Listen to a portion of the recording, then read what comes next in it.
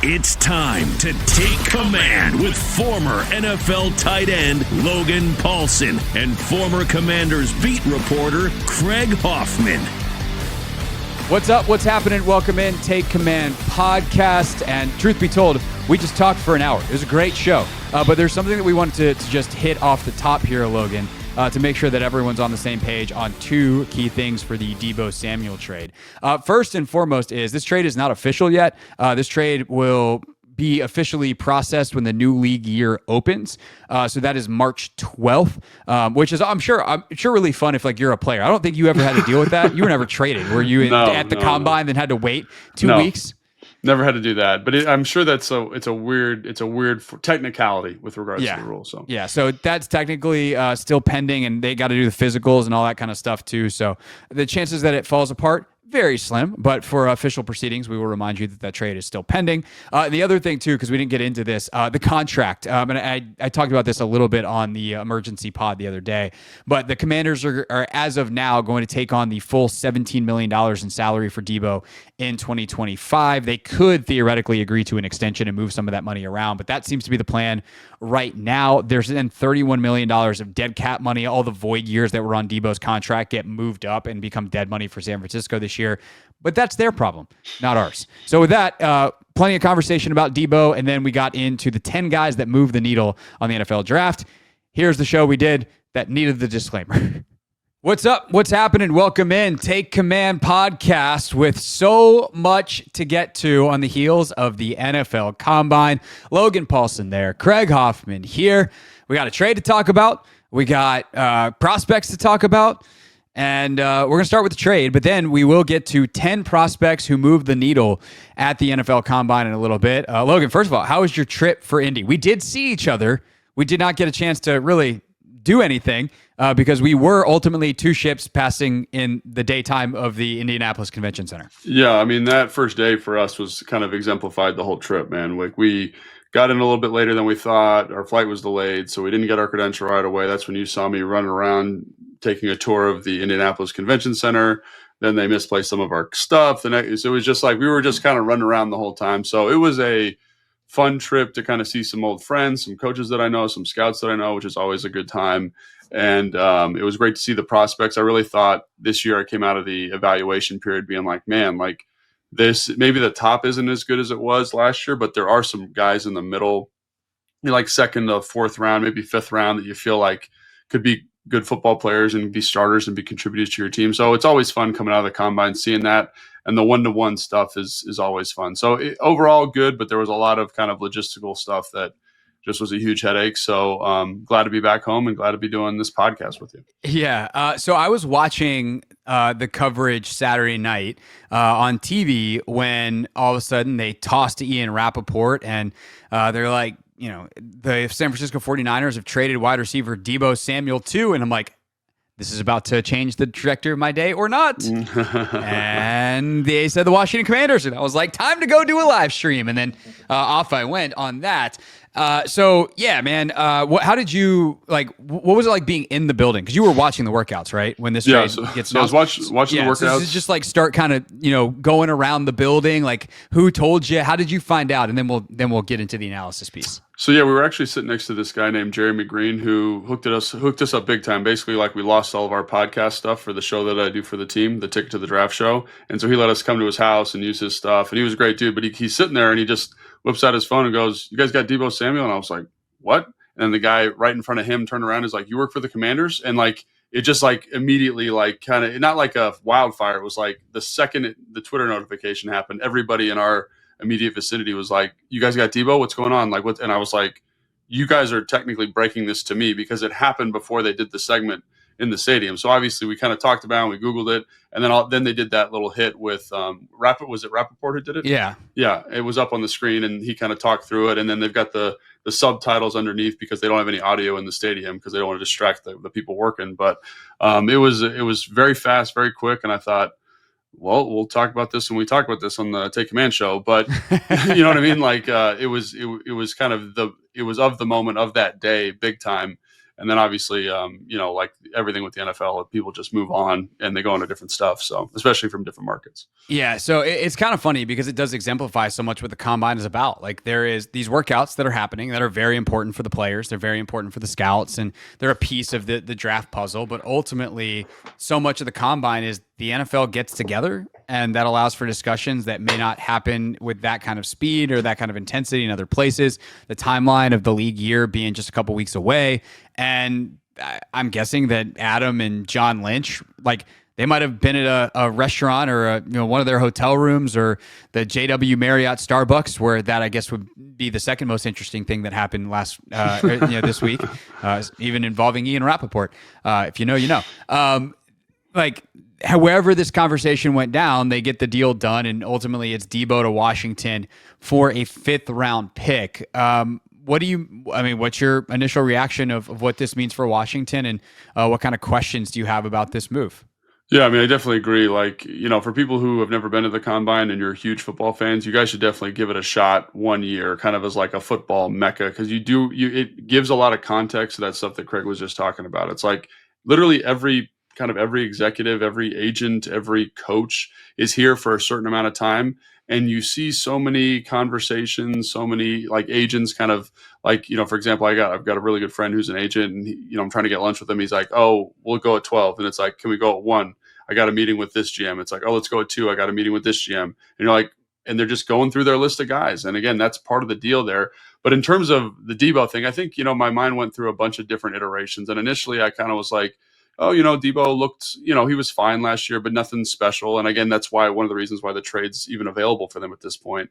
But then the more that I thought about it, the more I was like, watching through the film, I watched all of 2024 and all of 2023, and just watching his 2023 stuff, I just thought like this could be a lightning rod for this offense, kind of best case scenario. And I think like, what does this offense do well? It does a really good job of getting guys in space. They run a ton of quick game.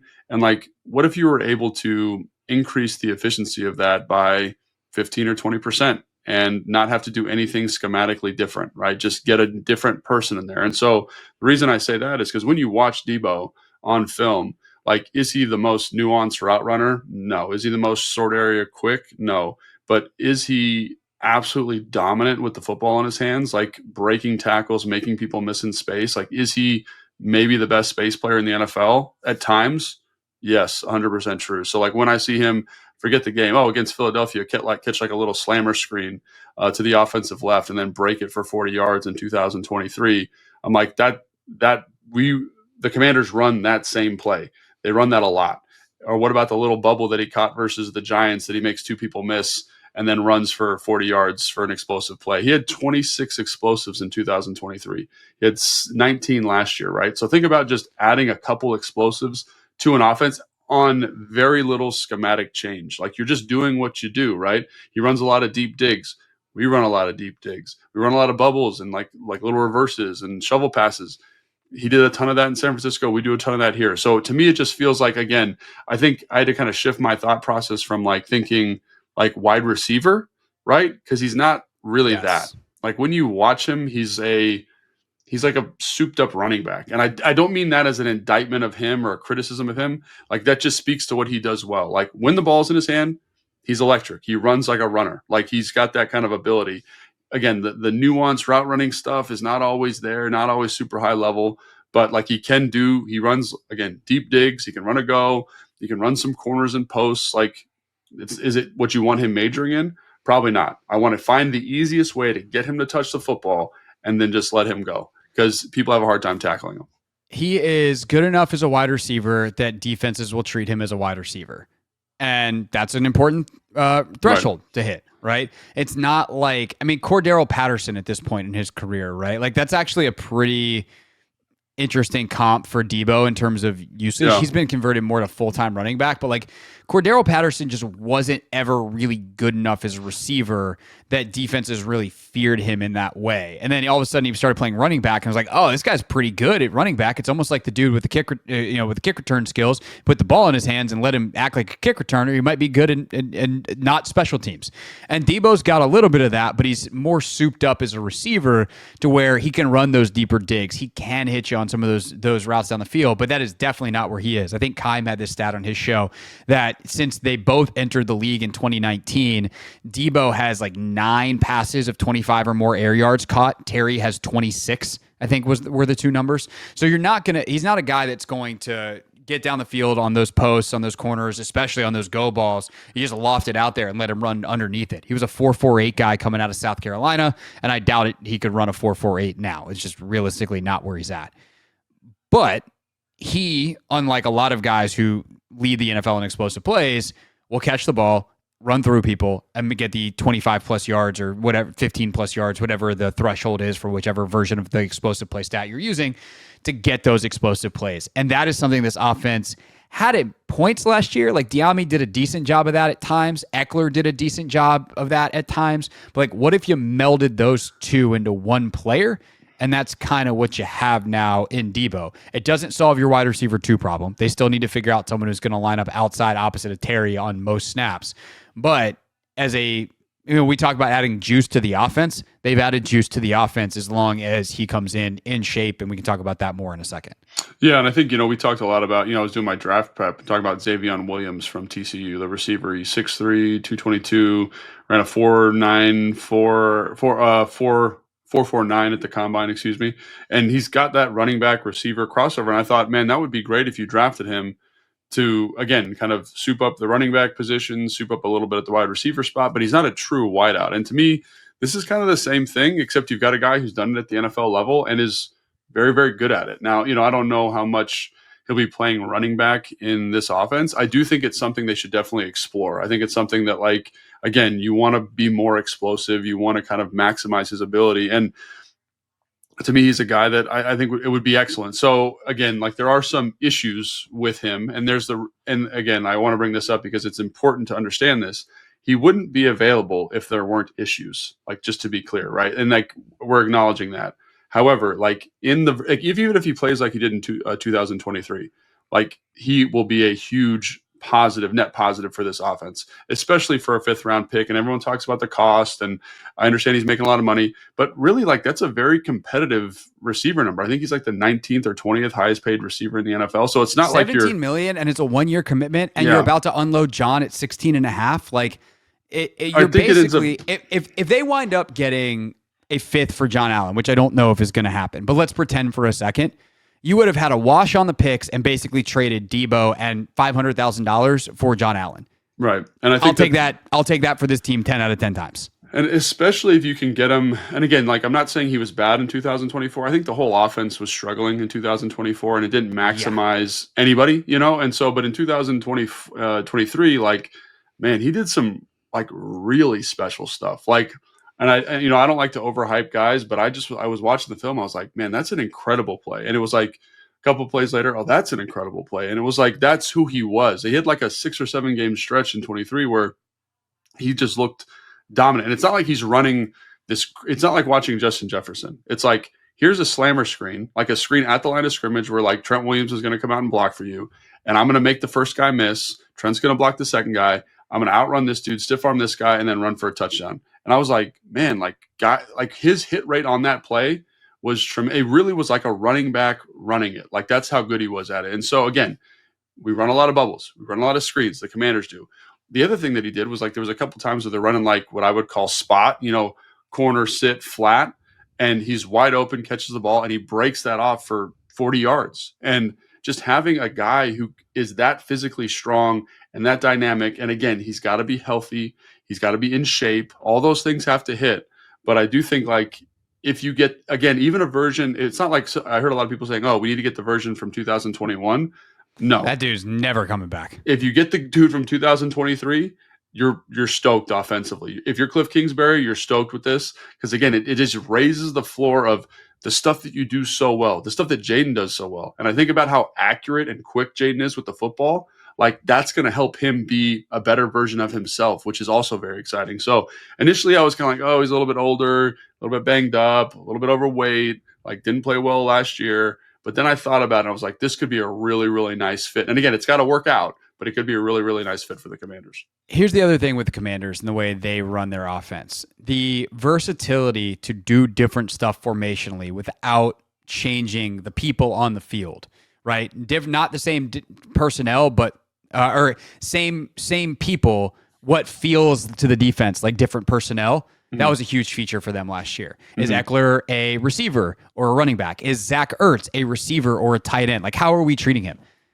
Deebo can play running back. Deebo can play receiver. He can play outside. He can play inside. Like, what do you treat him as? And that was the whole idea of getting Ben Sinnott.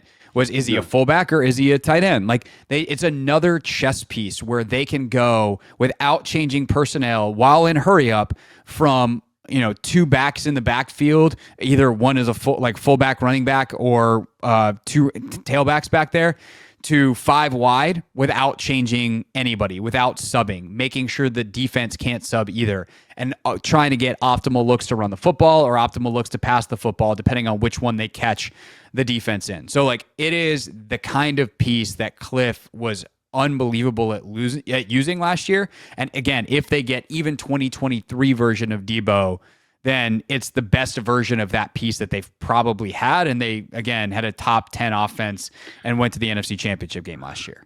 And I think also one of the things we've talked about too is just making sure you can compete with better teams as you move into 2025. And I think this is again, if he plays the way he did in 2023, this is going to do that for you. It raises the floor of your offense. Again, remember, explosive plays lead to touchdown. You've got a guy who can generate explosive plays in the context of your offense as it currently exists. And so I think that's where I get really excited thinking of that with Cliff. And I get excited thinking about Cliff and Cliff's ability to seemingly identify what people do well, understanding how to use John Bates, understanding how to use Zach Ertz, Terry McLaurin, Austin Eckler, right? Understanding how to use OZ, the route tree kind of changes when it's Noah Brown or when it's OZ or when it's Diami.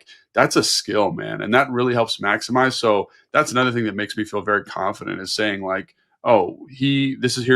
he's a versatile chess piece that I don't think could go anywhere. But I do think coming here with this offense and this offensive staff can help mold and find a role for him and help build a relationship between him and Jaden in the context of what they already do, that's going to maximize not only Deebo, but the entire offense. All right, so let's address the elephant in the room. What do we make of the conditioning issues he's had and some of the other, the things that have made him available? Yeah, I mean, you got to trust that. I think that's one of the reasons you're not, I just read an article before we got on about how they're not going to give him an extension, right? Extension's kind of pending or whatever. I think that's smart. I think you want to kind of find ways to motivate him as best as possible. I think they're saying if I'm Adam, and I have no idea what Adam's saying, but if I'm him, if I'm putting the GM hat on, I would say hey man, we love what you're doing. We really want to make sure we get the best you. We want to give you an extension, but you need to show us that you're willing and motivated to get this done. And I think that's probably smart with a guy like this, because I know a lot of people because I played there for a little bit. I know a lot of people there on the staff and in the locker room. They say Deebo's a great dude, but the weight issue is a conversation that comes up every time I talk to them. Right? It's just something that he's going to have to deal with. And I've played with guys. You've probably coached people that it's just part of the deal, right? And you as a staff and as a community here in Washington, you have to understand that. And so how do you make sure he's motivated to be in shape and keep the weight off and stay in shape for the season? Because that's a big deal, man. Because when you watch him at certain points in his career, you can tell he's getting a little heavy. You can tell he's a little bit lighter, and it really affects how he plays, So again, talking with Santana about it, Santana was a guy that later in his career had issues with his weight. He's it's a big deal. You just got to find that thing that motivates you to be the best version of yourself. And so that's something that, again, you trust Dan, you trust the strength staff, you trust the athletic training staff that they can find ways to communicate and motivate him and help him with his goals. Because ultimately, if he's that guy that we saw at points in 2023, man, this is definitely going to be worth it. Here's the other thing I'll say too on this issue, and this is extraordinarily human on top of being something from an athletic standpoint, weight management, especially once you're not 22 anymore, it's hard. It's really, really hard. And I've dealt with like when I've had different performance goals and trying to drop or add weight. I've had clients, same thing on the fitness side of things. And sometimes it's not really motivation. Sometimes it's routine and strategy, right? It's not, hey, dude, like you got contract dangling out there. And sometimes it is. It's not like sometimes there is that relationship. And look, disordered eating and stuff is like a whole separate thing. So like on the general population, we're dealing with something that's much more serious often. And athletes, it can be as well. So it's worth saying that on like a human level, but like a lot of it can just be strategy of, okay, can we set you up with the routine that works for you? It's not necessarily playing into your motivation. It's like, okay, what do you need? What works for your body? Here's the meal plan. Can we get you a chef? Can we, all right, we'll have these meals available for you at the facility.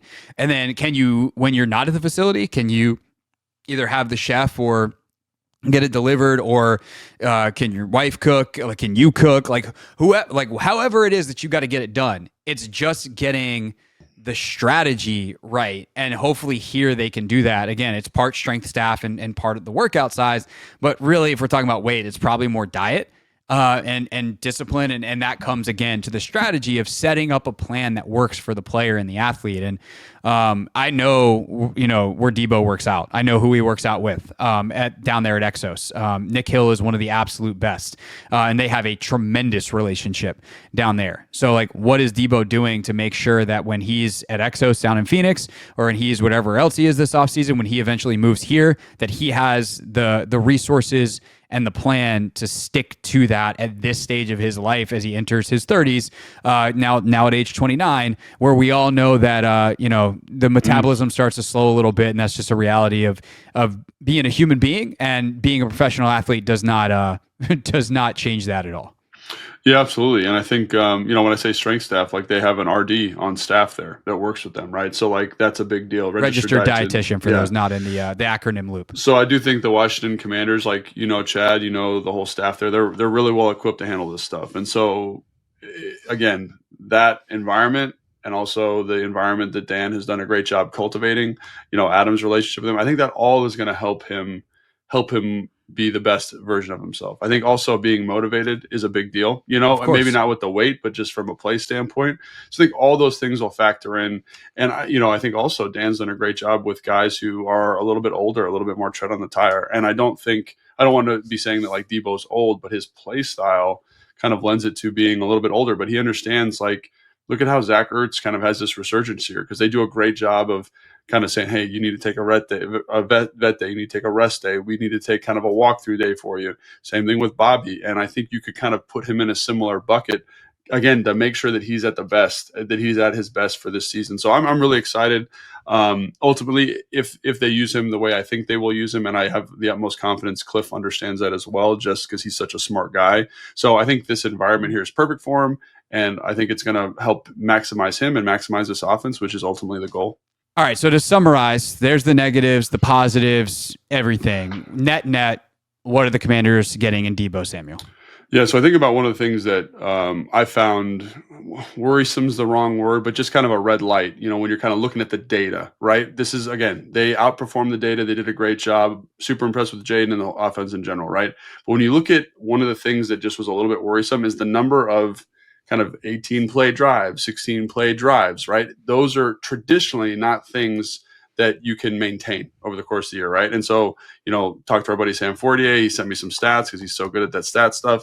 And I was like, where did they rank in terms of explosive passing plays? They were 30th in the NFL last year, right? Whew. Which means that they had to go on all of these long drives, right? They had to then convert in the red zone, which is really hard. Again, so now you've added a piece that can manufacture explosives, right? We just talked about how we had 26 in 2023 and 19 last year.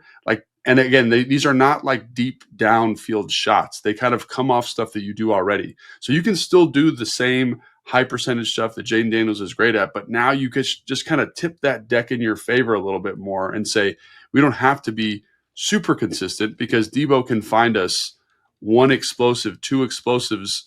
I mean, yeah, 2 explosives a game, right? And for him, they're 30-yard gains on a 5-yard out. Like, that's the type of stuff we're talking about here. And so that's the thing that I think makes this feel like such a natural fit. Is one of the weaknesses offensively last year was the lack of consistent explosives down the field.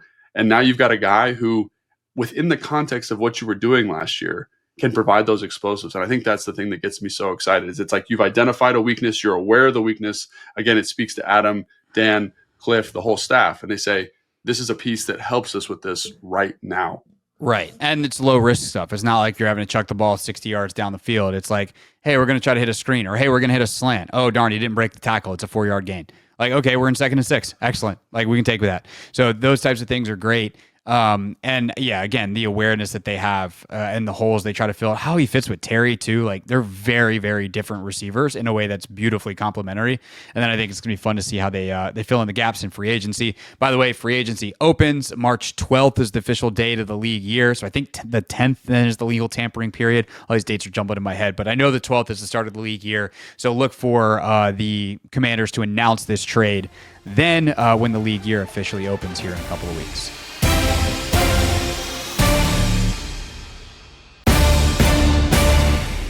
Take command, Logan Paulsen there, Craig Hoffman here, fresh off our trips to Indianapolis for the NFL Combine.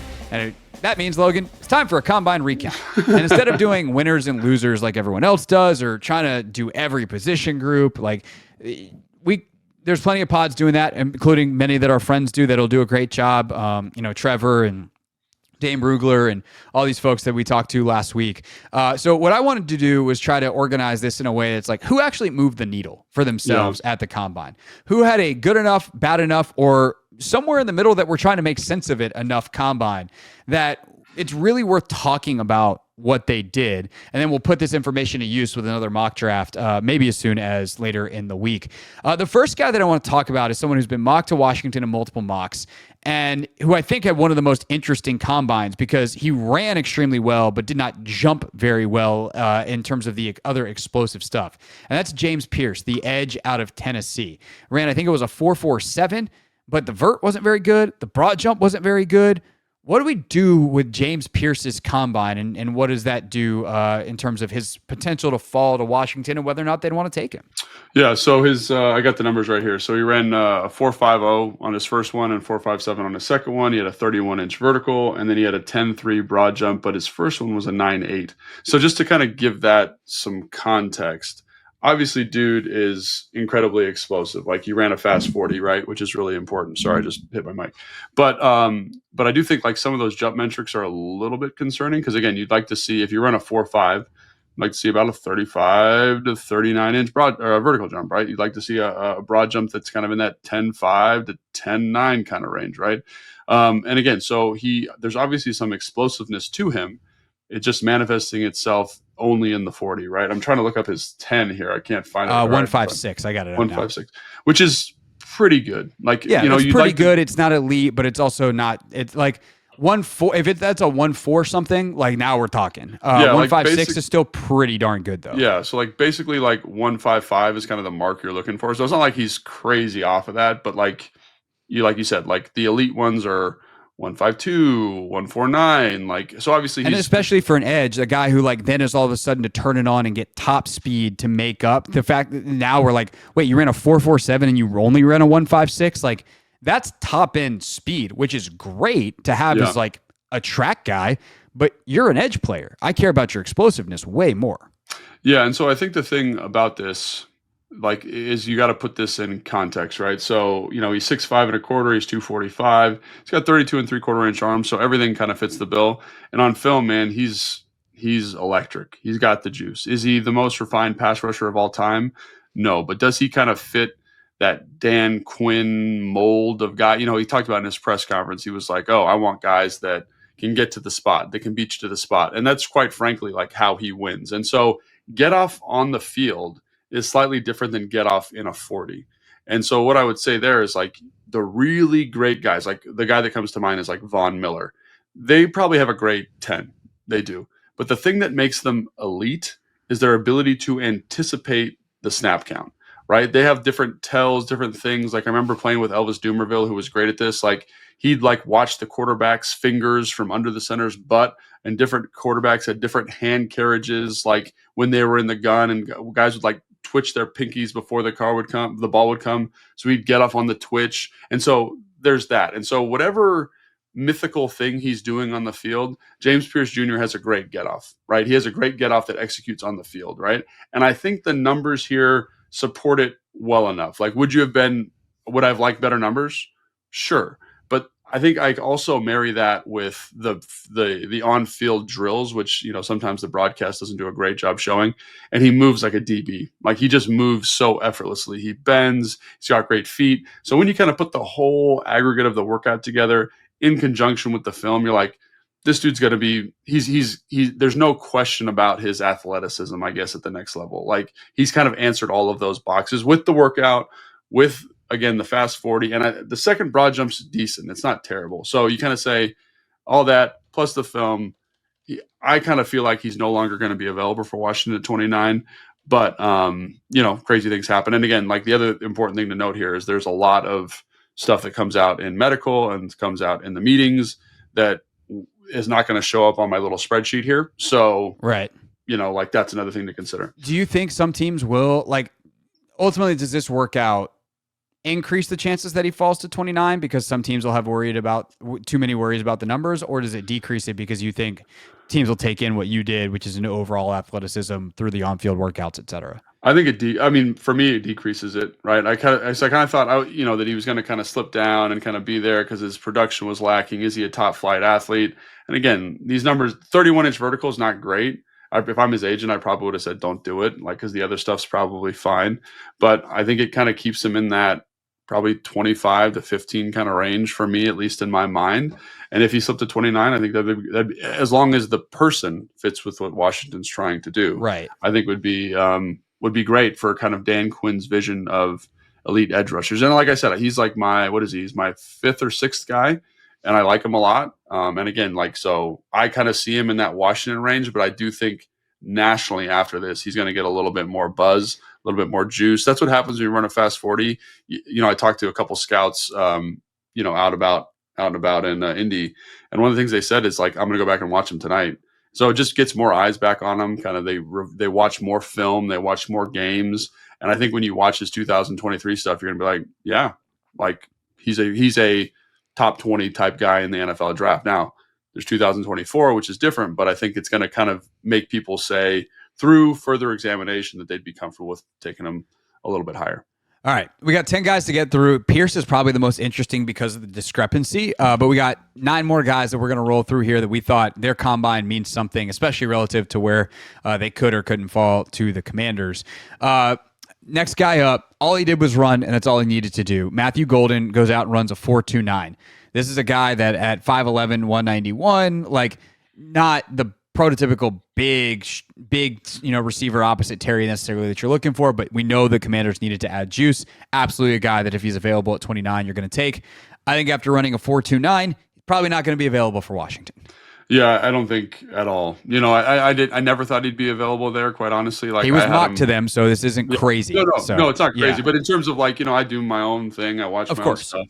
I had him as the third receiver, and so that third guy usually goes anywhere between kind of 22 and, let's say 12. And I think that when you look at him, I heard the comp of Stephon Diggs, I got a little bit of Antonio Brown just from how he runs. He's that smaller guy, but hyper quick in the short area. He can run every route. He's competitive at the catch point.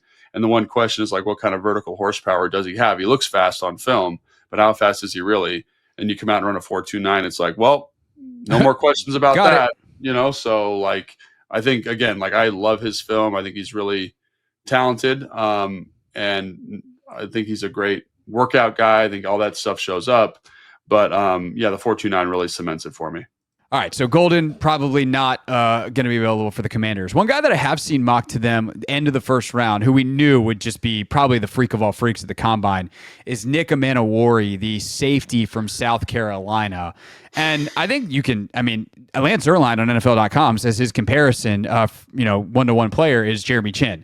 So obviously we for all these guys, Amanawari, anybody else, Golden, anybody we're talking about, Pierce, we don't know what happened in the interviews. We don't know what happened character. So like before we get enamored with Nick Manowari's numbers, especially because his numbers are insane, it's worth pointing out that we're doing this based off numbers, and that's kind of the point of this segment. But always remember, based off of last year, especially what we learned from the Commanders, that the character and who they are matters as much or more than any of this. So with that, let's look at Nick Manowari's numbers and go, oh my God. 4.38 40, 1.49 10-yard split. He jumped 43 inches vertically, and then 11.6 best at the combine broad jump.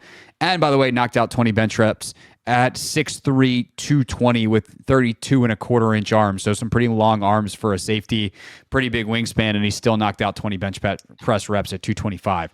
This dude athletically is a freak. Yeah, I mean, he looks like a superhero. Like watching him run, it was like it didn't look right because it's like not like he's super technical, right? It's not like he's like a super technical sprinter. Like you can tell, like with Golden, for example, like he's run track. They've gotten the start. They like know how to do kind of the first, I forget it is like 10 steps. You're down, looking at the ground, then you kind of slowly rise up and like the transitions and all that stuff. He's not that. He's just a big old horse, that's fast and strong and crazy explosive. And it shows up on film. Like if you want to watch something fun, go watch Nick. How do you say his last name? Manowari. I believe it's Manowari. Yeah, Manowari. Go watch his highlights on YouTube and watch him on his interceptions specifically, and watch him just outrun everyone for touchdowns, like everyone. And it's like he's fast, man. He tracks the ball well. He's got some good man-to-man coverage stuff on film. It's so funny. Like I was not very high on him prior to this. And I was like, man, why do I think he's terrible? And I realized that I had watched his worst game graded by PFF through the year. That was the one game I watched, was the Alabama game. And I was like, And so then everyone's like, you should watch a different game besides that one because he's better in those. So again, like he's better than his worst performance. Aren't we all? Yeah. And so, I mean, he's a freak, man. And I think the thing about him is he's like that gets me a little bit worried is like, what do you do with him? Do you play him in the post? Do you play him in line? Do you play him like kind of as a pseudo linebacker nickel player?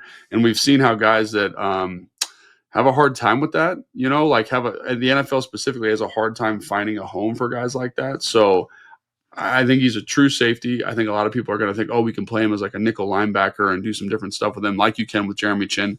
I'm not sure he's there yet. But again, like the testing is crazy. I think he definitely tested himself into a first round player. Definitely. Yeah. And obviously Washington there at 29. It's a direction they could go. Now, if they re-sign Chin to a long-term deal, I don't know if it's the best use of the pick, but you can, with an athlete like that, on some level, you maybe just figure it out. Speaking of crazy athletes, next guy, Armand Membu. This guy's there was a chance maybe going in of some bad testing, whatever. I don't know, some injuries history came out that he could fall. This dude is probably not getting out of the top 10 at this point. Yeah. I think a lot of people have now moved him up to their top offensive lineman. Lance at NFL.com has him as his top offensive lineman now, ahead of Campbell, ahead of all the other dudes. This dude, I mean, he's 20 years old, and that's crazy. He has a great maturity about the way that he plays. He came in 6'4", 332, 33.5-inch arms, ran a 4.91 vertical jump 34, a 9.7 broad jump, and 31 bench press reps. Holy bejesus, Logan. Armand Membu. Yeah, so crazy. Like the arm length's good. The weight was crazy. For him to run that at 332 was crazy, man. Like, and then so you're like, maybe he's just kind of straight line fast. It shows up a little bit on film, but then you watch him in the drills and he looks so like there's certain times like last year or 2 years ago, like where you're watching what is a first round offensive lineman and they just look different and better than everybody else. And that's how you felt watching the drill work with him. I mean, I just was like, the way he moves, how light he's on his feet. Like, I don't know, he's probably a tackle now, I think for sure, based on these athletic measurements and like based on the athletic testing and the measurements.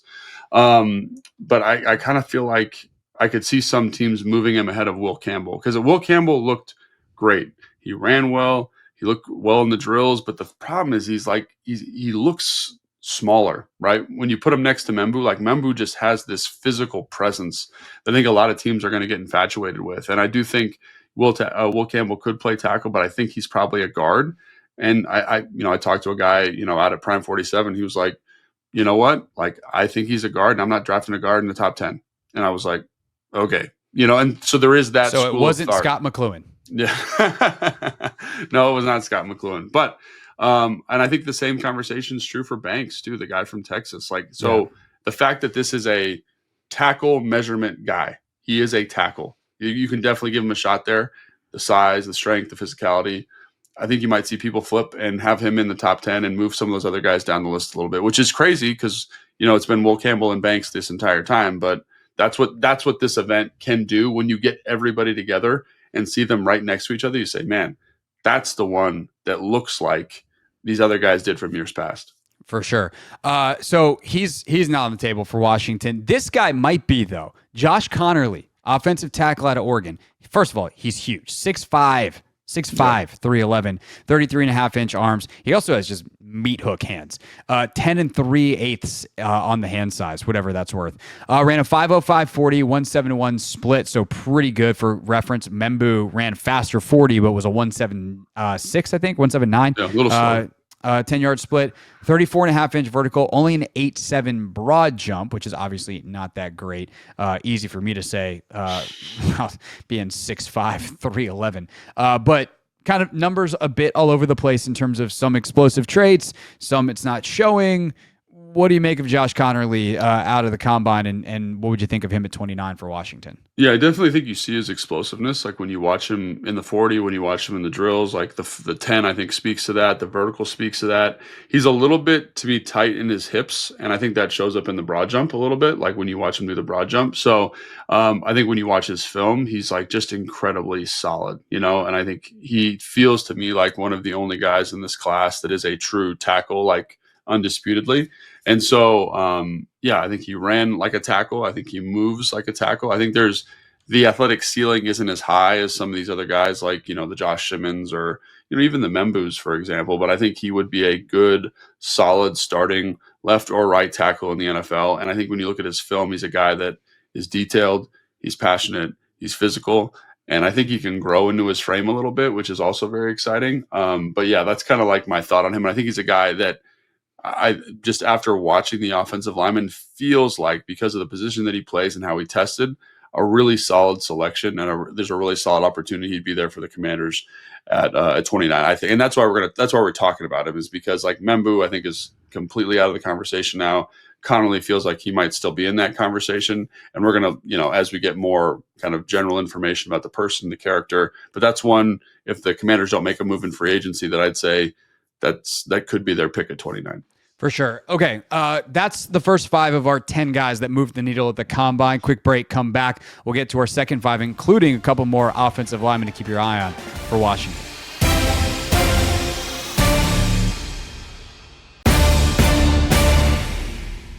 Take Command Podcast, Logan Paulsen there, Craig Hoffman here. 5 more guys for you coming out of the combine that we think move the needle for themselves one way or the other.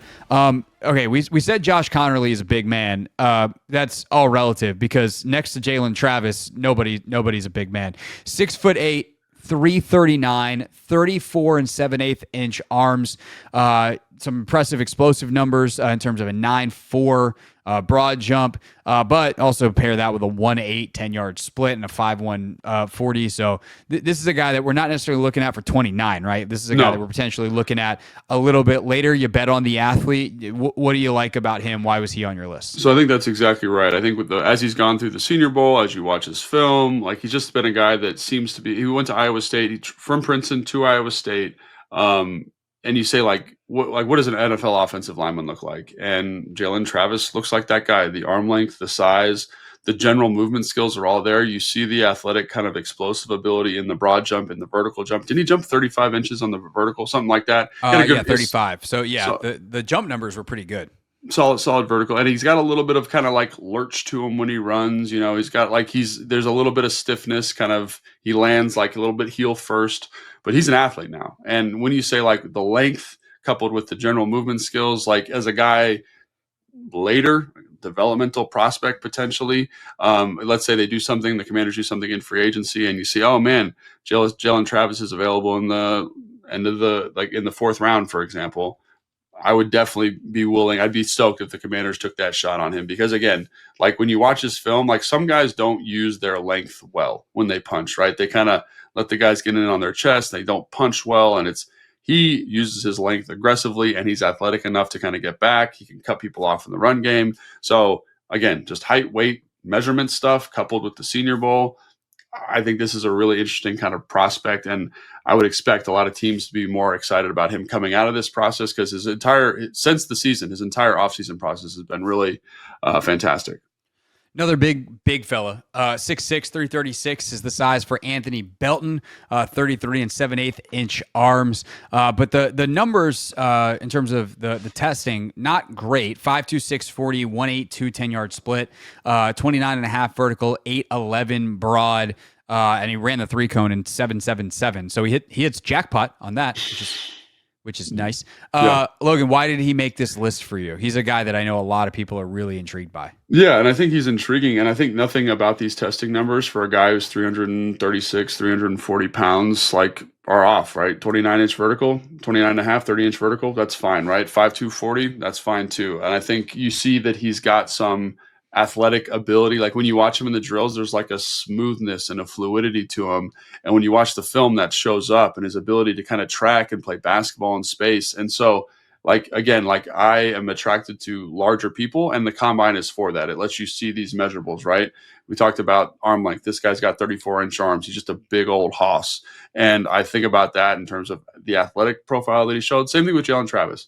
Big athletic people, especially later, right? Like end of the second, the third round, whatever that is, right? After that, like as a guy that's developmental, you say this guy could be a starter one day based on the film, based on the testing. And for him, really the thing that caught my eye was the field work, right? He was in the same group as Banks and Will Campbell in terms of drills. And your eye naturally sees Will Campbell's a beast. Banks is like a little disappointing, little stiff. And then Belton gets up there.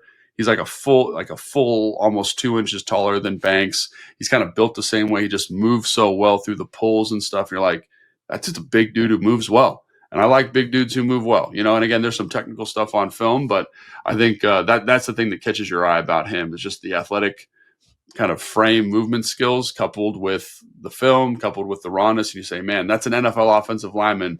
We just got to kind of shine him up a little bit. Yeah, and I also wonder, like a guy like that or a guy like Travis, can you take him this year, sit him behind Wiley? Exactly. And then next year, that's your starter. But he's there. He's ready to go. He gets to learn behind a pro's pro in Wiley. He's getting coached up. It doesn't necessarily have to be your, hey, let's kick Brandon Coleman inside and start this guy at left tackle right now situation. Like this can be a long-term investment in the way that like the Eagles are always a year ahead of what they need. Because again, Andrew Wiley, can you save $10 million by cutting him? Yeah, but then you got to go find someone better for less than $10 million to make that worth it. And so that's kind of the questions they're asking internally right now in terms of the O-line room. I think that's a great point. I think that's exactly what both those two guys are. They're guys that the reason I point them out is because I think they can be NFL starters given time to grow and time to marinate. And ultimately that's what you're looking for with offensive linemen specifically, right? It's so hard to find guys that can physically do it. There's guys that are, Will Campbell, who's one of the better offensive line prospects in the last 3 or 4 years, is probably going to play guard in the NFL, right? So finding guys that have this tackle ability, the tackle length, the tackle size, the tackle movement skills that you could kind of redshirt for a year that could end up starting. And these are just two guys. There's guys like Ozzie Trapillo from Boston College who could also be in the same bucket if you want a different name. But I just think it's good to call attention to how you build a team. And I think that's kind of what we're pointing out here is like these guys crush the combine from a measurement movement standpoint. And so when you see that, you're like, teams see it too. And they say, okay, let's see if we can get your red shirt. And then we have a guy that's going to start at right tackle for 10 years or maybe left tackle. Like that's the other thing about both of them. Because of the measurements, they really fit those. All right, last three guys. Back to the freak show category. Landon Jackson. Oh, my goodness. The edge from Arkansas. He measured in at 6'6", 264. He's got 33 and a quarter inch arms, by the way. So he's big, he's long, he's strong, and boy, is he fast and explosive. 4.68 in the 40, a 1.65 10-yard split. A 40.5-inch vertical and a 10.9 broad jump. Wow. Yeah, and again, like I said this before, he's one of my favorite players. Yeah, you like watch. the violence, you like the intensity, you like the way he plays on tape, and then he did all this stuff. Yeah, and I think like to see him do that, like I knew he was twitchy, I knew he was explosive, but you don't know how, right? Because he's a little bit tight in the hips, has a hard time bending, but then you see him like run people down, and all those metrics all of a sudden make sense. He's a big athletic dude, and he plays with the requisite violence. So he was a guy that I kind of saw going, in the second round, upper half of the second round. I thought, man, Washington's probably going to miss out on him because it's going to be. It's kind of a little bit too early for 29. There'll be someone better at 29, but he's not going to be available at whatever that second pick is. 60. And so I think with a performance like this, maybe that changes the narrative around him. Maybe, and again, like if they pick Landon Jackson, if they pick Connerly, if they really any of those first guys we talked about, Armanwari, Golden, Pierce, if they picked any of those guys at 29, you feel great. And now I think Landon Jackson with this performance, you say, shoot, like I'd be okay with him at 29. Because of.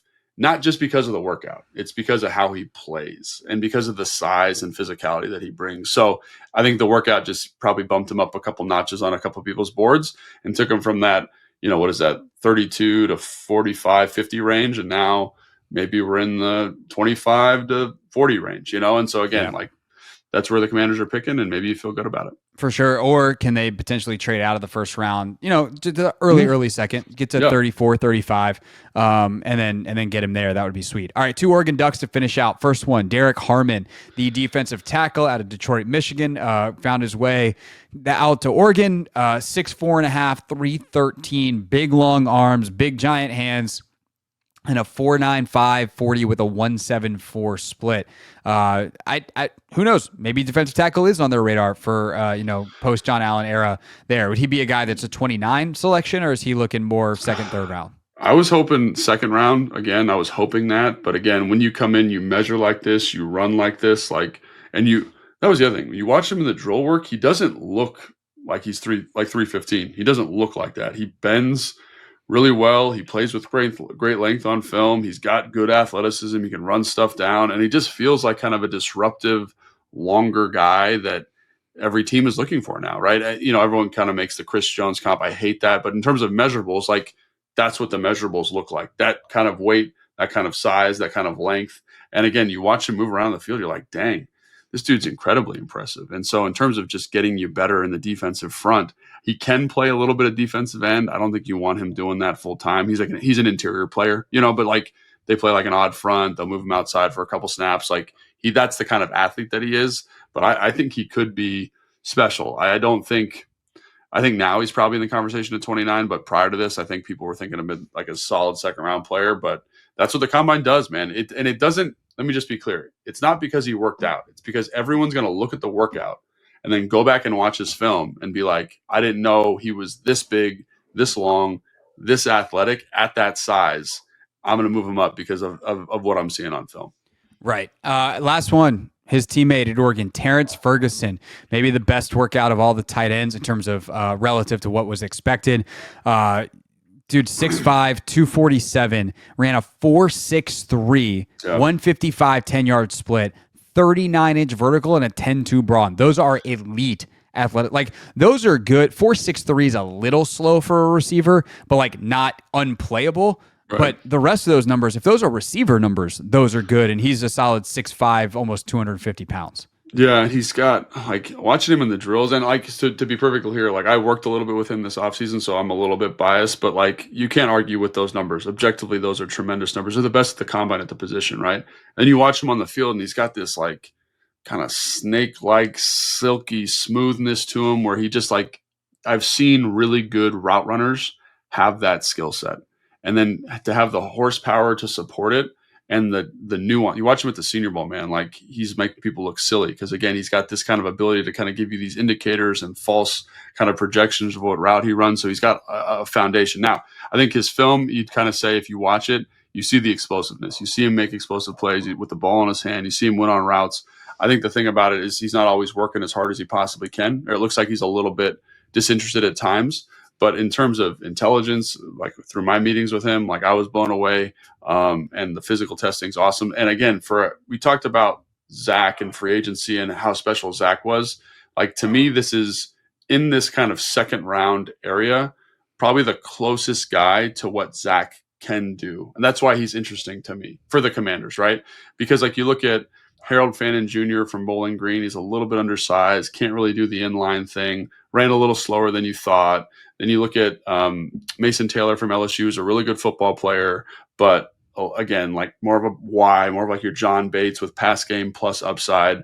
The kid from Texas ran a 4.98. So like kind of all that pass, you know what I'm saying? So like all of a sudden you kind of weed through that kind of second tier of tight end after Loveland and Warren. You say, man, that guy right there has got the profile and got the feel for what Zach does. So maybe if you're looking for a plus pass catcher later, this could be a good opportunity there. Yeah, LSU kid's going to be interesting if Bates winds up signing somewhere else in free agency, though. He's got the obviously the connection with Jaden, teammates there. So. And some people are up and down on Mason Taylor. Like I love the way that dude just competes, man. Like he's not afraid of contact. He's okay in the pass game. Sounds like a commander.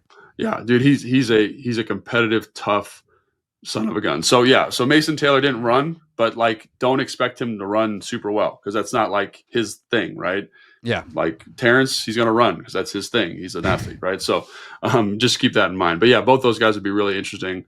And again, like a lot of people came out of the workout, the on-field workout, thinking Mason Taylor like might be a end of the first round kind of guy. That's the conversation. So again, like tight ends are funny this year because the receiver class is a little down. Quarterbacks are a little bit down. So you're going to see some of these guys get pushed up the board a little bit, and that's what a good combine will do for you.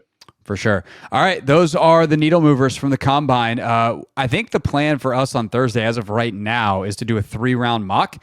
So we will get back into that. All we got to do is pick for the Commanders. We don't pick everybody. Okay. Yeah, no, we're not picking 90 dudes, Logan.